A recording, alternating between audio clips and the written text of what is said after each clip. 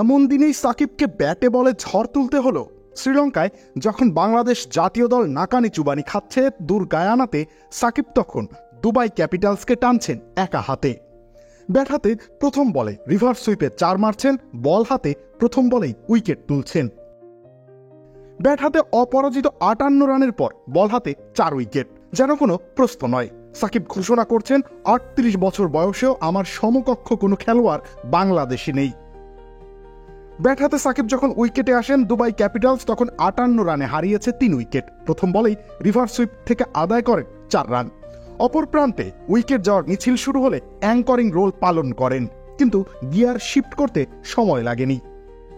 আর এটা ওইটা না, কাপড় ধোয়ার একটাই সলিউশন, চাকা অল ইন ওয়ান।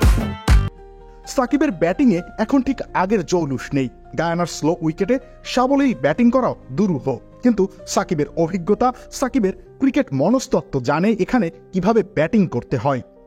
37 বলে অপরাজিত 58 রানের ইনিংস, 7টি 4, 1টা ছক্কা, স্ট্রাইক রেট প্রায় 157, দলকে পৌঁছে দিয়েছেন 165 রানে।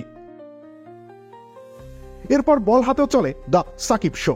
অবশ্য বল হাতে সাকিবের ঝড় অনুমিতই ছিল। যতদিন ব্যবধানে সাকিব ক্রিকেটে ফেরেন না কেন, বোলিংয়ের ধার খুব একটা হারান না। উইকেটেও রয়েছে স্পিনারদের জন্য সাহায্য, সাকিব তো জাদু দেখাবেনি। প্রথম বলেই উইকেট, প্রথম ওভারে ডাবল উইকেট মেইডেন।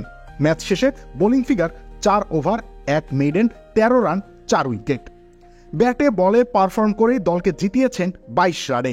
এমন পারফরমেন্সের পরেও ম্যান অব দ্য ম্যাচ কে হয়েছেন বলতে হবে।